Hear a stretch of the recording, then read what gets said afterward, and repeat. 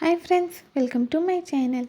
ఈరోజు వీడియో చాలా ఈజీగా సింపుల్గా చేసుకుని బియ్యం రవ్వ ఉప్మా అండి. దీన్ని వరినొక ఉప్మా అని కూడా అంటారు. ఇది మార్నింగ్ బ్రేక్ఫాస్ట్కైనా లేదా ఈవినింగ్ టైం టిఫిన్గా కూడా చేసుకోవచ్చండి. బియ్యం రవ్వతో ఉప్మా అయితే చాలా బాగుంటుంది. ఇలా ట్రై చేయండి, పొడి పొడిగా వస్తుంది. ఇప్పుడైతే మన తయారీ విధానం చూద్దాము. ప్యాన్ పెట్టానండి, అందులోకి బియ్యం రవ్వ వేసి వేయించాలి. బియ్యం రవ్వని ఇలా ఫ్రై చేయడం వల్ల మనకి టేస్ట్ అనేది బాగుంటుందండి. అలాగే కొంచెం పొడి పొడిగా కూడా వస్తుంది. బియ్యం రవ్వని మరి ఎక్కువగా ఫ్రై చేయకూడదండి. ఒక 4 నిమిషాల పాటు ఫ్రై చేశాను. తర్వాత దీన్ని ఒక ప్లేట్లోకి తీసుకొని పక్కన పెట్టానండి. లైట్గా దోరగా ఫ్రై చేస్తే సరిపోతుంది. కలర్ కట్ట ఎక్కువగా చేంజ్ అవ్వాల్సిన అవసరం ఏమీ లేదండి. ఇప్పుడైతే మనకి బియ్యం రవ్వ ఫ్రై అయిపోయింది కదా. తర్వాత అదే ప్యాన్ పెట్టానండి, ఆయిల్ వేసాను. ఆయిల్ హీట్ అయ్యాక ఆవాలు, తర్వాత మినప్పప్పు, పచ్చిశనగపప్పు, అలాగే కొన్ని పల్లీలు వేసానండి. తర్వాత సన్నగా చిన్నగా కట్ చేసిన అల్లం ముక్కలు వేసి ఫ్రై చేశాను. ఇవైతే మనకు కొంచెం ఫ్రై అవ్వాలండి. అల్లం ముక్కలు పెద్దగా కట్ చేస్తే తీసేసి పక్కన పెట్టేస్తారు కదా. ఇలా చిన్న ముక్కలుగా కట్ చేస్తే అల్లం కూడా తినేస్తారు. అల్లం కూడా హెల్త్కి మంచిదండి. ఈ పప్పులు కొంచెం ఫ్రై అయ్యాక ఇందులోకి కారానికి తగినంత పచ్చిమిర్చి, ఎండుమిర్చి వేసానండి. తర్వాత కరివేపాకు, సన్నగా పొడుగ్గా కట్ చేసిన ఉల్లిపాయ ముక్కలు, అలాగే క్యారెట్ ముక్కలు వేసి ఫ్రై చేశాను. ఇలా క్యారెట్ వేసి వెజిటేబుల్స్ వేసి ఉప్మా చేయడం వల్ల టేస్ట్ బాగుంటుందండి. అలాగే హెల్తీగా కూడా ఉంటుంది. ఇప్పుడైతే మనకి బాగా ఫ్రై అవ్వాలండి. ఇలా కొంచెం ఫ్రై అయ్యాక ఇప్పుడు ఇందులోకి టమాటాలు వేసి ఫ్రై చేశాను. ఇప్పుడైతే ఇవి మనకి టమాటాలు సాఫ్ట్గా మగ్గిపోవాలి. అలాగే ఉల్లిపాయలు కూడా ఫ్రై అవ్వాలండి.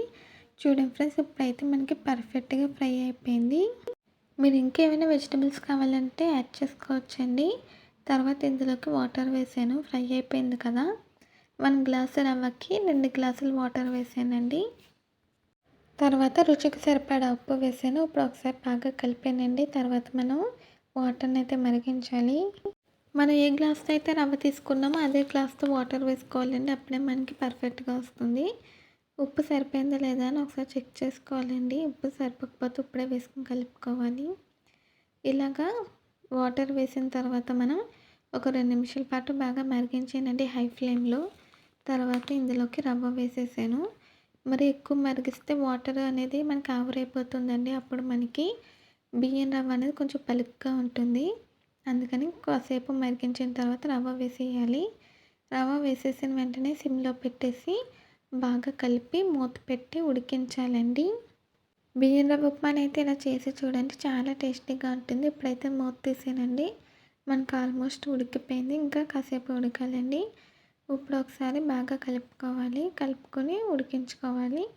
మూత పెట్టేసానండి. మనకి కాసేపు అయితే ఉడకాలి కదా. కొంచెం పలుగ్గా అనిపిస్తే మళ్ళీ మూత పెట్టి సిమ్లోనే ఉడికించాలండి. ఒక 5 నిమిషాలు ఉడికిస్తే రెడీ అయిపోతుంది. ఇప్పుడైతే మనకి రెడీ అయిపోయిందండి. స్టవ్ ఆఫ్ చేసేసాను. చూడండి ఫ్రెండ్స్, చాలా పొడి పొడిగా వచ్చిందండి. పర్ఫెక్ట్గా ఉడికింది. 1 గ్లాసు రవ్వకి 2 గ్లాసులు వాటర్ వేసుకుంటే పర్ఫెక్ట్గా వస్తుంది. అంతేనండి, చాలా ఈజీగా టేస్టీగా మనకి బియ్యం రవ్వ ఉప్మా అయితే రెడీ అయిపోయింది. ఈ వీడియో నచ్చిందండి. నచ్చితే ప్లీజ్ లైక్ చేయండి, షేర్ చేయండి, సబ్స్క్రైబ్ చేయండి. అలాగే పక్కనున్న బెల్ ఐకాన్ క్లిక్ చేయండి. మీ బియ్యం రవ్వ ఉప్మాని పక్కన చట్నీతో కానీ లేదా పంచదార వేసుకొని సర్వ్ చేసుకుంటే ఇంకా సూపర్గా ఉంటుంది. ఈ వీడియో నచ్చితే కామెంట్ చేయండి. మళ్ళీ ఒక కొత్త వీడియోతో కొత్త రెసిపీతో కలుద్దాము. అంతవరకు బై ఫ్రెండ్స్.